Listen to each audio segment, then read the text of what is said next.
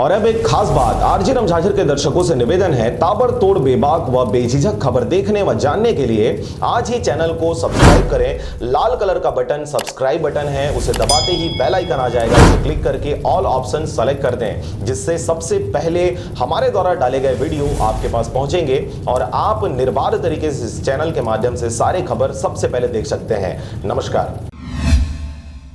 खबर है बलौदाबाजार के पलारी ब्लॉक स्थित ग्राम पंचायत धौरा भाटा का, जहां पर जमीनी विवाद के कारण गांव के कुछ दबंगों ने एक परिवार को गांव से ही बहिष्कृत कर दिया है। खबर के अनुसार बलौदाबाजार के पलारी ब्लॉक स्थित ग्राम धौरा भाटा में जीवन साहू नामक व्यक्ति का परिवार रहता है। कुछ महीना पहले ग्रामीणों के साथ जीवन साहू के जमीन को लेकर विवाद हो गया। मामला हाईकोर्ट तक चला गया, जहाँ से जीवन साहू को न्याय भी मिला और उसके जमीन को उसी का बताते हुए ग्रामीणों को फटकार लगाई गई। परंतु हाईकोर्ट के इस निर्णय के बाद भी गांव के दबंग धनेश साहू, चिंताराम, फिरतूराम और कल्याण साहू के द्वारा पीड़ित जीवन साहू के साथ दुर्व्यवहार करते गांव से ही बहिष्कृत कर दिया गया। इस दौरान दबंगों ने गांव के कोटवार से मुनियादी करवाकर बहिष्कृत जीवन साहू के परिवार से किसी भी प्रकार का संपर्क और संबंध साधने से सभी ग्रामीणों को मना कर दिया गया, जिस पर जीवन साहू ने कई दफा थाने में लिखित शिकायत की, परंतु कोई कार्रवाई न होने पर पहले एसपी और बाद में कलेक्टर से न्याय की फरियाद की गई,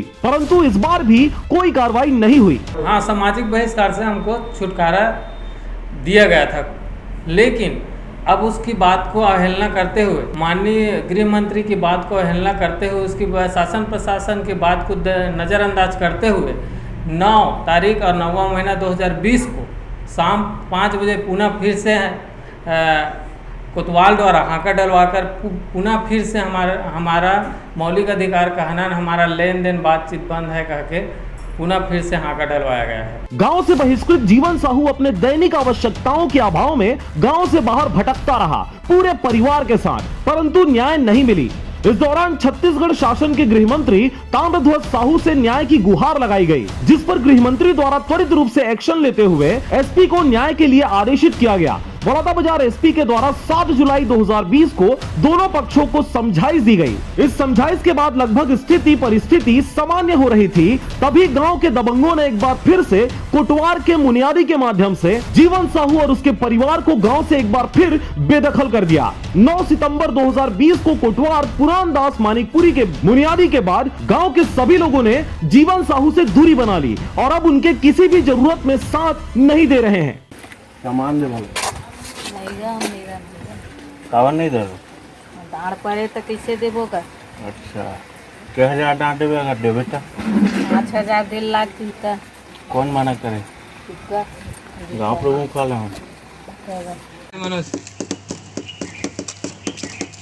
दौलत नहीं देते भैया, क्या बची? अरे हाँ का परवाह यार, गांव वाला मन हमें दे देना, मोर 5000 दंड पड़ जाए।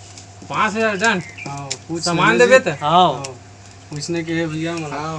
हाँ जी, हाँ वो है क्या हो नहीं दे सकते भैया, तुम दुकान में भी आवे मत आवे मोर नहीं दे सकते। ले सर, ठीक है। गांव से दोबारा बहिष्कृत होने पर जीवन साहू ने फिर से थाना पलारी का दरवाजा खटखटाया और न्याय की गुहार लगाई, परंतु पिछले बार के जैसे ही थाना प्रभारी द्वारा कोई भी कार्रवाई नहीं की गई, जिस पर पीड़ित परिवार अब भी सड़कों पर दर दर की ठोकरें खाने को मजबूर है। इस दौरान ग्रामीणों के पीड़ित परिवार से मुंह मोड़ने की वजह पूछे जाने पर पीड़ित परिवार ने बताया कि गांव के धनेश साहू, चिंता साहू और फिरतू साहू के साथ कल्याण साहू की दबंगई की वजह से पूरे गांव डर के कारण उनके परिवार से अलग थलग हो गए हैं। इसका मुख्य तौर से हमारे गांव का जो गांव प्रमुख है सेदूराम साहू और गांव सरपंच है, इन लोग के द्वारा किया गया है। मुझे जानकारी नहीं है, लेकिन कोतवाल से जब बात हुआ तो बताया कि सरपंच के कहने पर मैं हाका डालूंगा। अब मैं ये चाहता हूँ कि अब देखो कि यहाँ तक पुलिस प्रशासन की बात को नज़रअंदाज कर रहे हैं, यहाँ तक माननीय महोदय गृह मंत्री की बात को नज़रअंदाज कर रहे हैं। ऐसे दबंग है हमारे गांव में जो इन लोगों की बात को भी, मतलब शासन प्रशासन की बात को भी नहीं मान रहे हैं।